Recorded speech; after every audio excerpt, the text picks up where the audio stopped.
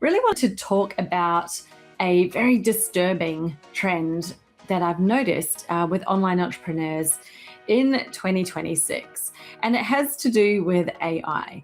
I think we all noticed, if you think back to 2025, it was the year that everybody decided they would jump into AI tools, and we were all on the bandwagon of let's reduce our time, let's speed things up, let's get stuff done. And there was this huge hunger, I think, to use these great tools that are at our fingertips to just pump out more content, to be able to do more things and not have to do it all yourself. However, what people also did, and maybe this is you, maybe not, but a lot of people decided that they would just trust whatever their AI tool told them. So the things that came out of their AI tool were taken as the gospel truth, like this is exactly what I need. And as they used the tools more and more and asked more questions, they were starting to not only do research, but to take advice and guidance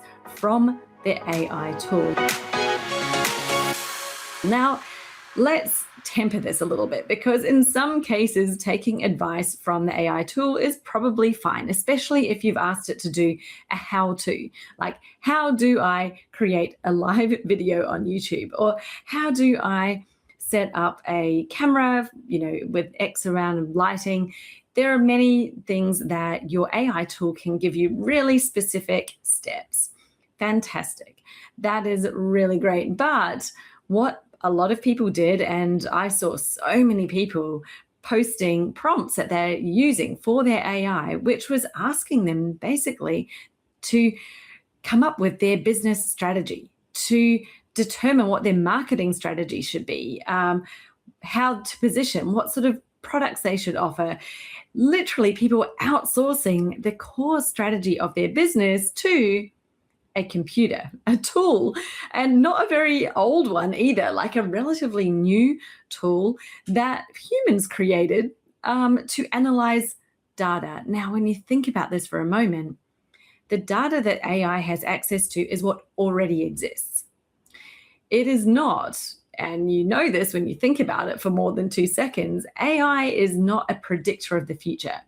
AI is not an all-seeing spirit guide up there in the universe looking down and knowing you and understanding you and able to give you specific advice for your situation. Unfortunately, even though it sounds like it really knows you, and how clever is it, right, when you ask those questions and it gives you answers, it's no different to reading a horoscope in the paper, when someone's written it in a way that you could read it and think, oh, that does apply to me. Well, AI is no different. It's actually just been really well trained to do that and actually to give you the answer that you want. So it's been trained to agree with you. It's been trained to give you something that sounds, on the surface level when you first read it, it just sounds like it's ideal. But dig a bit deeper next time you ask your AI something, or maybe you've even been using it today. But I want you to just really take a moment to read what it has said and dissect it. Because I guarantee if you step away from it and come back and reread it again, it's going to feel like it's very flat. It's very surface level. And the reason being is, number one, that, as I mentioned before, it's analyzing the information it has available, which is what already exists, which is what it's gathering or able to access data across the internet. That's what exists already. It's not taking into account your specific situation and the things that pertain to you, or being able to see the future of where it is that you should go.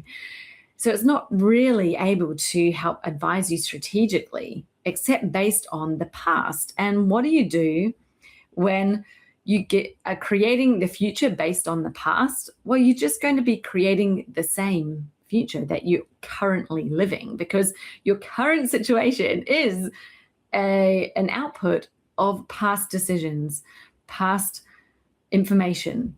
What has already existed has got you to here today. So what got you here is not going to get you to your next level. If if you're trusting AI to literally tell you your business strategy, to tell you your marketing strategy, to help you make those really important decisions around your direction and what you should do, it is creating more of what you already think and know. The thing about AI is it can't see in your blind spots. It's really not able to look and see beyond what it is that you're telling it. And I know that when I say that, you're thinking, well, it does give me different answers to what I've said. But it's very cleverly designed to take those questions and to look at the responses and answers that other people have been given who've asked similar questions. And it's giving you back what other people have said, that's great, or yes, I want that, or I like that. So the more and more we're leveraging and leaning into AI as the tool, the more generic, the more similar, the more it's like we're generalizing into more of the same and becoming very cookie cutter as opposed to being very different. Now, that to me is a major red flag. Like, if you're going to be in business today in 2026 and you think that you can do business by being the same as everybody else, well, that's why so many businesses were struggling in 2025. Hey, do you know the main difference between the top coaches, thought leaders, and experts and everyone else? Well, maybe we could ask the question, like, how did they become the sought after expert in their area? Well, let me tell you, it's not big advertising budgets. It's not some secret funnel or social media hack that they're doing that no one else knows about. And it's not a big audience or doing PR. Yes, they may do those things. They might have a big budget now and a big audience and have PR, but that's not the reason why they became the sought after expert. What they did that no one else has done to that same level is that they got laser focused on their area of specialization.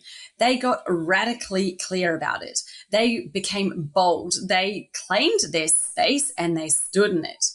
They talked about it. They didn't try to go broad. They didn't try to serve all of the people. And even though you may look at them now and think, but they do now, they didn't when they started, when they began, when they first got to their first 100K, 200K, even probably 1 million, they were laser focused in one area. So if you're tired of being just another voice in the crowd, another person who's struggling to be seen and heard because, let's face it, it's crowded out there, then the best thing that you can do for your business is to zone in on your area of expertise. What makes you unique, special? What is the difference that you bring that can make you stand apart from others? And it's not in your service offering, by the way. That's where a lot of people try to do it. They try to just offer something different. That's not it, because it turns into a pricing decision in that case. I'm talking about your positioning in the market. If you're not positioned as the go-to expert, then you'll never be seen as the go-to expert. You'll never become the sought after expert who has a wait list full of people lining up to work with you. So how do you do it? What is that? Well, I've developed a framework that has helped so many coaches, consultants, and service providers who've come into my world to create their own category, to literally create a space in their niche where they stand out, where they shine. And I've now made it available to you as a standalone program. It's literally just 7 days. I call it the Niche Buster because this is where you come in and by the end of just 7 days, you have your breakthrough niche, meaning this is the niche that is the perfect fit for you, perfect fit for where you want to be with your business in the market and for your own ideal clients. There is no carbon copy of anyone else going on. This is literally the one that has been custom made, tailored for you and your business. Right now, I'm offering you a crazy 75% off that program, but it's not for long. It's only literally going to close really soon. So jump over to the link in the show notes here. Scroll down, click on the link for the Niche Buster program. Go through, claim that 75%, and then you can enroll. You will have access to this. This is a lifetime access program, but I encourage you not to wait a lifetime before you do it. It's only 7 days. It is so short.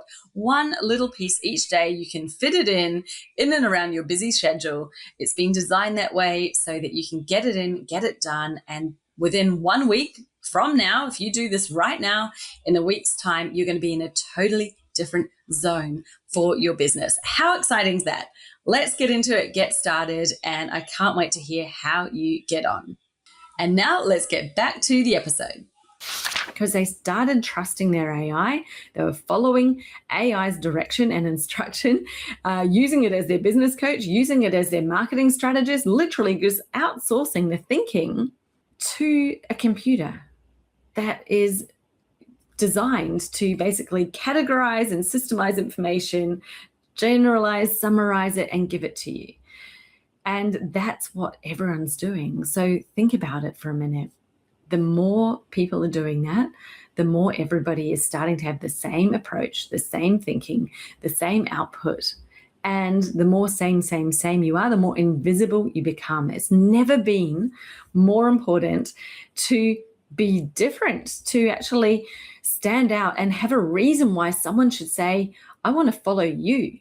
What difference is there when what you're putting out has been given to you by AI? Gosh, I would be highly, highly suspicious and wary of following AI's direction if you were going to be using it for that kind of strategy thinking. Now, you might think I'm someone who's a downer on AI and, all of those things. That's not the case. I do use it.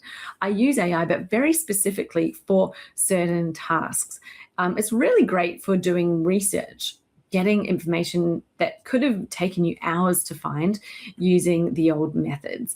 It's really good for that. It's great for summarizing things. It's good for picking out information from, if you've given it a whole lot of information. It's great at pulling out some core data. Still, even on those things, you do have to do a little bit of a sanity check on it yourself, because I've found AI has made up information. It's made up stats. It's made up data. And when I've dug just a couple of levels into the stats that it's given me, they have not been professionally produced data or statistics. So we just have to be so careful. And this is, I think, the biggest blind spot online entrepreneurs currently have, is how much they're relying on AI to do their thinking for it. Think about it.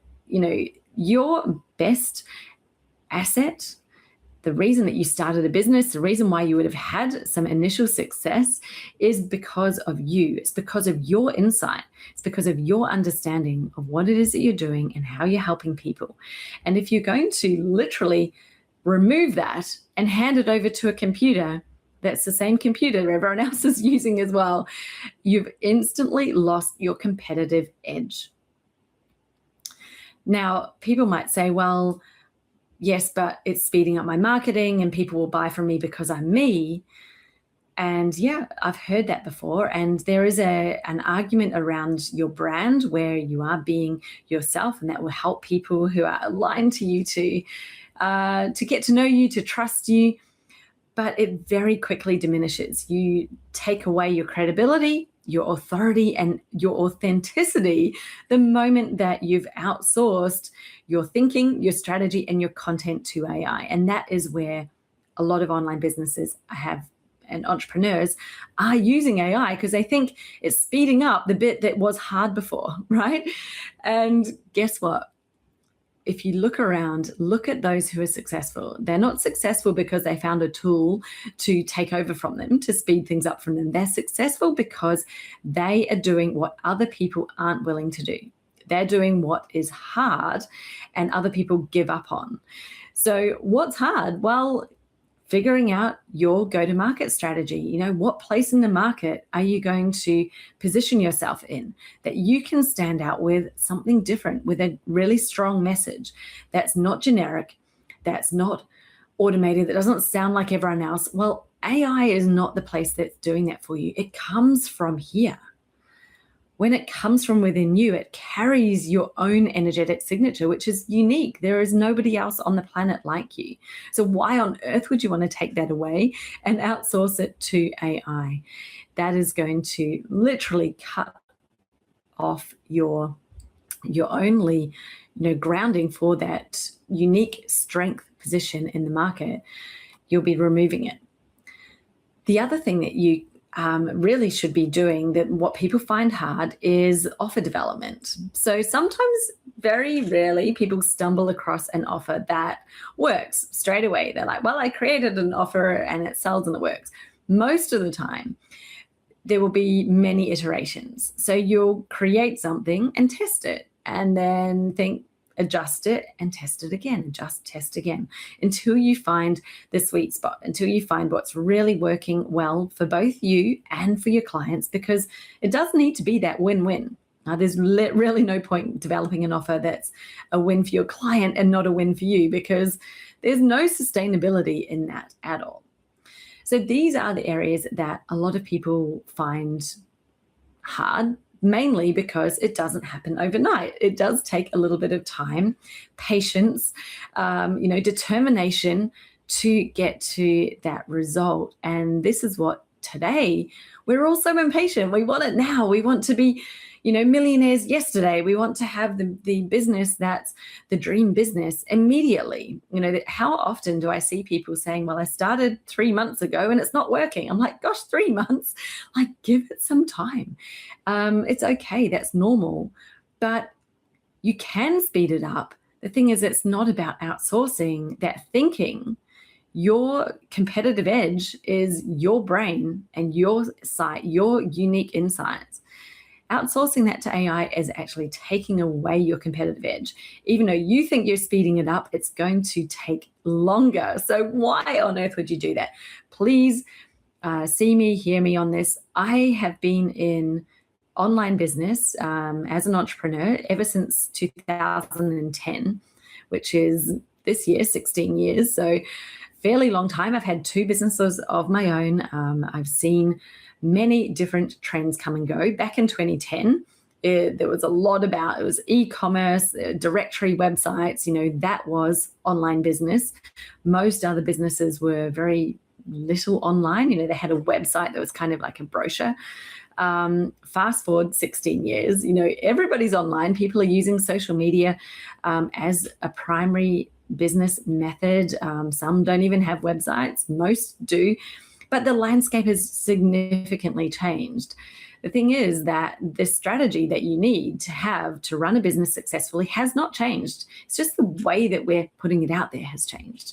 You still need a strong market position, and you still need an offer that is what matches that positioning. That's the really nice pairing, like wine and cheese that go together. That's what happens when you have that, and that's what works. So I can hear my kids have just come home from school, and it is my daughter's birthday today. She's turned 9. So I'm going to sign off today. And if you've loved this business advice, if you want to hear more, and I'll definitely be sharing a lot more about this, about